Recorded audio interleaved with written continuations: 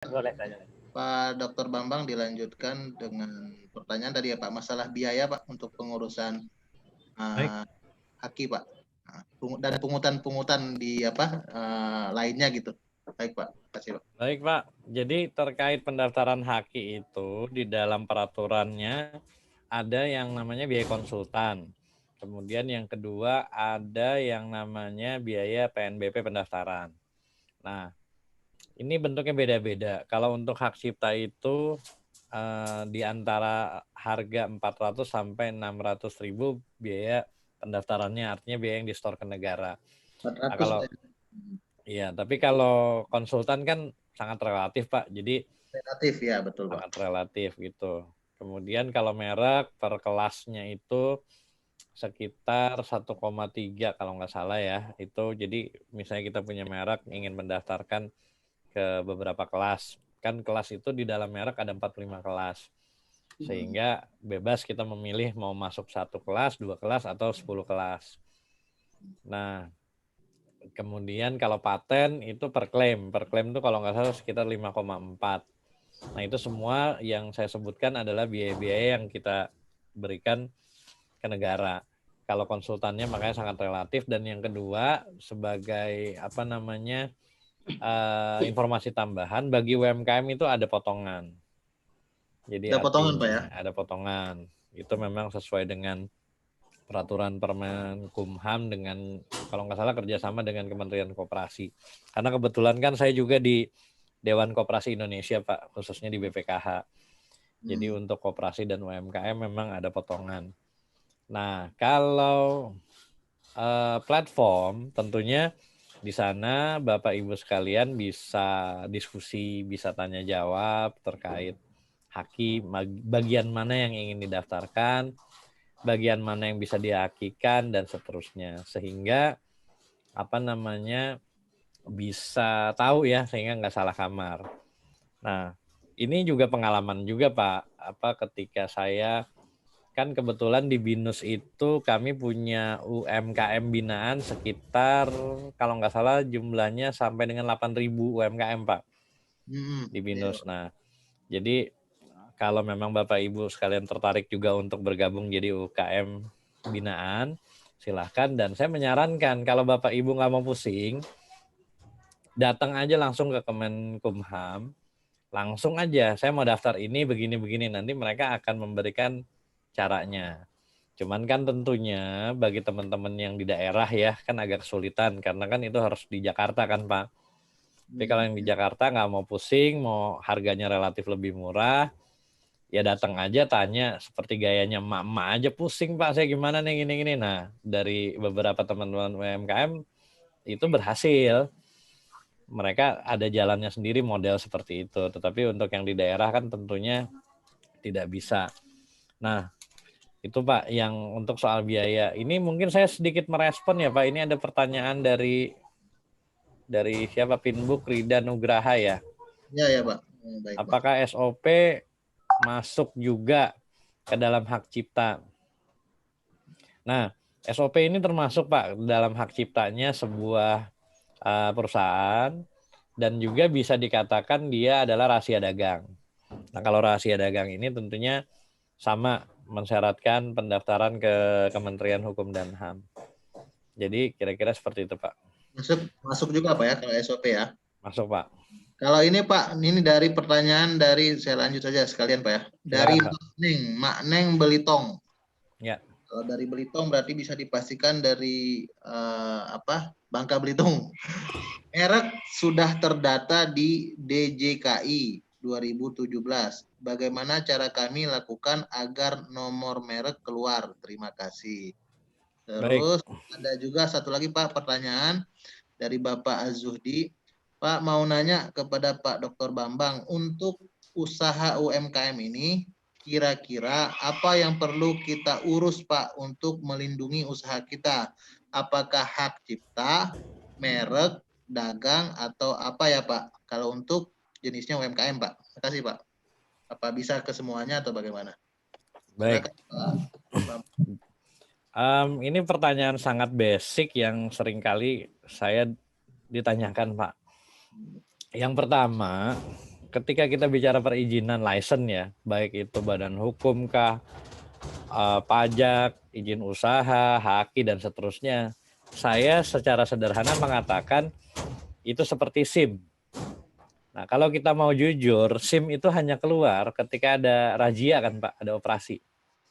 Kalau nggak ada razia, nggak ada operasi, atau kita nggak ditilang, SIM itu nggak pernah keluar. Betul. Nah, jadi artinya urgensinya ya saya memadankan seperti SIM aja. Kalau memang Bapak Ibu merasa berkendara tanpa SIM aman-aman saja, ya silahkan saja.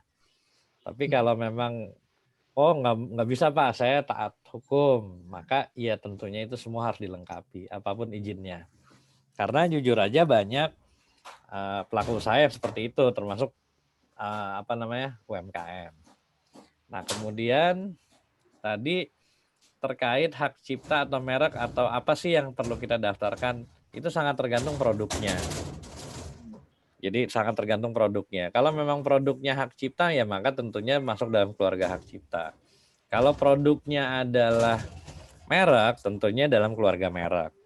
Namun ini ada masalah di dalam pendaftaran. Kenapa? Dalam pendaftaran ini ketika saya pelatihan dan pihak Kumhamnya juga mengatakan bahwa terkadang ada merek-merek ganda. Nah, merek gandanya ini dari UMKM. Jadi ada pemain besar, misalnya mereknya BMW lah ya.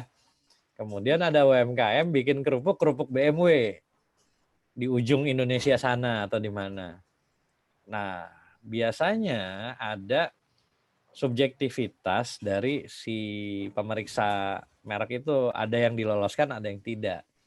Nah, diloloskan itu karena alasan kasihan UMKM, kalau tidak diloloskan tentunya ya karena memang secara peraturan tidak boleh sama kan Pak. Gitu. Tetapi pada prinsipnya Bapak Ibu silahkan saja mencari kelas apa saja dalam merek. Kelas dalam merek kan ada 45 kelas. Jadi misalnya BMW mendaftarkan di kelas 1, 5, dan 7. Kemudian Bapak Ibu bikin merek BMW juga mendaftarkan di kelas 15, kelas 40, dan kelas 21. Itu bisa nggak? Bisa. Mereknya sama tapi dia beda kelas. Nah, jadi itu yang menurut saya sebenarnya juga menjadi masalah. Kenapa? Karena mereknya sama hanya beda kelas sehingga itu bisa membingungkan orang lain. Nah, ada satu pengalaman, Pak. Saya tidak sebutkan, saya pernah menangani kasusnya. Ada satu perusahaan minuman terkenal. Dia ingin mendaftarkan tagline-nya. Minuman segar misalnya gitu. Dia ingin mendaftarkan itu di keluarga merek. Nah, ternyata dilalahnya ketika ingin didaftarkan, tagline itu sudah terdaftar oleh UMKM ya, usaha kecil itu, air isi ulang. Iya. Sudah mendaftarkan. Nah, akhirnya ketika konsultasi saya bilang, udah Anda nggak usah masuk ke pengadilan karena mahal. Pasti mahal lah. Udah mendingan kita damai aja, datang. Dia mau jual nggak? Alhasil si UMKM itu mereknya, sertifikat mereknya itu kepemilikannya dibayar 250 juta oleh si perusahaan merek terkenal. Betul. Karena hitung-hitungan matematikanya kan kalau masuk ke pengadilan belum waktu, belum biaya, tenaga, dan seterusnya. Nah, kemudian juga belum tentu menang kan Pak, karena ini udah terdaftar oleh orang lain. Nah, boleh jadi ada kondisi demikian bagi UMKM. Kalau kreatif memilih nama, dan itu bisa juga nanti ada orang yang mau dan itu dibeli dengan harga mahal. Bahkan konon katanya, tapi Pak, ada yang sampai dibeli miliaran. Gitu. Nah, ini aja Pak yang bisa saya jelaskan. Jadi kembali lagi dia seperti SIM. Perlu nggak perlu, ya gimana Bapak Ibu. Mau dia pakai online, mau offline, mau manual atau apa silahkan. Ditentukan sendiri tergantung jenis usahanya. Baik Pak Bambang, terima kasih. Ini mungkin pertanyaannya muncul dari saya sendiri nih Pak. Nggak apa-apa kali ya kalau mau Silakan Pak. Saya penasaran soalnya. Silakan. Jadi yang pertama saya mau nanya terkait masalah tadi kan disebutkan ada izin merek ya, misalkan ya. Izin merek, terus ada hak cipta. Saya mau tanya tentang hak cipta pertama kali ini. Ini hak cipta itu kalau misalkan tadi dikategorikan lagu ataupun film, dia kan ada production house-nya atau video rekamannya gitu, apa perusahaan rekamannya, artinya memang sudah termanage dengan sebegitu rupa sehingga dia daftarkan hak ciptanya kan seperti itu Pak ya. Ya. Nah, kalau dewasa ini kalau kita lihat apa namanya konten-konten video di YouTube itu kan sebetulnya kan hak cipta juga Pak. Dan itu tidak mungkin didaftarkan setiap kali mereka upload kan Pak ya. Ya. Nah, itu solusinya ini bagi konten kreator lah, bagi konten kreator dan bagi teman-teman yang memang videonya banyak dinikmati oleh publik, oleh banyak orang, itu cara mereka melindungi apa namanya hak cipta mereka itu dengan bagaimana Pak? Dengan mendaftarkan akun channelnya atau memang dengan setiap konten yang mereka upload atau seperti apa? Itu satu Pak. Yang kedua terkait masalah izin merek Pak. Nah saya nggak tahu rasanya nanti kita boleh konfirmasi ke Pak Aslihan. Pinbook itu pusat inkubasi bisnis usaha kecil itu pemegang atas izin merek yang namanya BMT Pak, Baitul Mal wa Tamwil. Itu sebuah sistem lembaga keuangan ya Pak ya. Ya. Nah, sekarang ini kan banyak pihak-pihak yang menggunakan atau yang menjalankan dengan sistem BMT juga dan pada akhirnya mereka menggunakan nama BMT di awalnya gitu ya. Ya. BMT L Rido atau BMT Ar-Rahmah misalkan atau BMT yang lain lah. Nah, andai kata BMT ya selama ini kan teman-teman Pinbook ya tidak ada apa namanya tidak ada mempermasalahkan itu Pak. Pada kemudian ketika tidak mempermasalahkan itu tiba-tiba BMT ini membuat masalah Pak, membuat kasus gitu ya, atau memang menjadi apa perhatian massa gitu, perhatian publik atas hal minor yang dilakukannya, ini kan membawa dampak kepada yang punya izin mereknya kan ini Pak ya. Ya. Nah itu kalau memang kita pengen apa memperkarakannya itu seperti apa, dan kadangkala kita berpikir daripada memperkarakannya juga mengeluarkan banyak effort, ya mending diam-diam aja. Tapi kan secara apa namanya, secara nama besar atau nama pemilik merek kan kena juga itu Pak. Itu dulu mungkin Pak sebagai pertanyaannya Pak. Terima kasih Pak. Baik Pak, yang pertama soal yang maraknya inilah Pak ya, pelanggaran-pelanggaran di YouTube atau apa share dan seterusnya. Iya Pak, betul Nah, Pak. ini sebenarnya ada kejadian gini Pak, mungkin ini bisa mencerahkan di balik kompleksitas jawabannya. Saya pernah menemukan ngobrol dengan kawan saya yang lawyer ketika naik haji. Itu pada waktu itu sempat rame, saya lupa tahun berapa, yang cateringnya itu sempat dikorupsi lah kalau nggak salah. Nah, karena dia lawyer, dia ribut aja. Pokoknya saya mau tuntut ini karena nggak bener lah. Pelayanan buruk, makannya nggak enak, dan seterusnya. Sehingga dia menempuh jalur itu, Pak. Kemudian beberapa hari kemudian, saya bertemu dengan orang tua teman saya yang berangkat haji di saat yang sama. Dan saya tanya, gimana, komplain nggak berangkat haji dengan fasilitas gini-gini? Jawabannya begitu mengejutkan. Ya diterima aja Pak, ini kan bagian dari ibadah supaya hajinya mabrur. Iya. Nah artinya kan ada dua jenis manusia nih Pak. Manusia yang pasrah dan manusia yang memperjuangkan haknya. Nah dalam konteks digital juga gitu sama Pak. Kita mau menjadi orang yang ribut-ribut terus, tapi itu it takes time, takes money, takes everything. Atau dengan udah biarin aja, saya ikhlas, toh saya juga jadi tambah terkenal.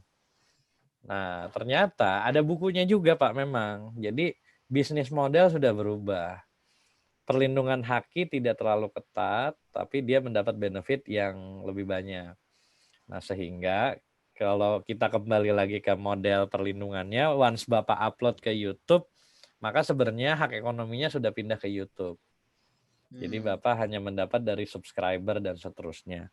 Bahkan 2010 ada kasus Pak di Amerika Serikat itu, tapi Twitter ya konteksnya, ketika follower itu ingin ditarik oleh perusahaan. Jadi misalnya saya bekerja di sebuah perusahaan, tiba-tiba follower saya naik jadi puluhan juta, saya resign dari perusahaan itu dan perusahaan itu meminta follower saya.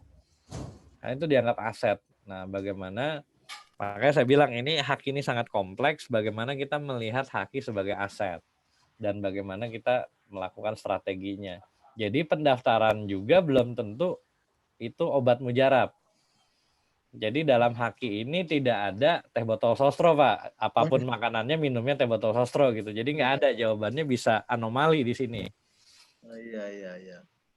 Nah itu yang pertama. Kemudian yang kedua tadi Bapak bilang soal bagaimana ketika BMT dia tidak didaftarkan, kemudian ada pelanggaran sehingga memperburuk citra ya. Ya. Nah menurut saya sih isunya ini bukan isu haki Pak. Isu hukum, tapi bukan isu haki. Kenapa? Karena pendaftaran pendaftaran. Ketika orang yang terdaftar, dia ingin menuntut, maka disitulah tuntutannya menjadi punya dasar. Nah, tapi ketika Bapak tidak terdaftar, terus disalahgunakan oleh orang lain, nah, ya Bapak nggak punya dasar menuntut kan, karena Bapak tidak mendaftar. Kondisinya demikian. Tapi ketika kita bicara image, maka kita bicaranya ilmu ekonomi kan Pak di sana, bagaimana kita menjaga reputasi dan seterusnya.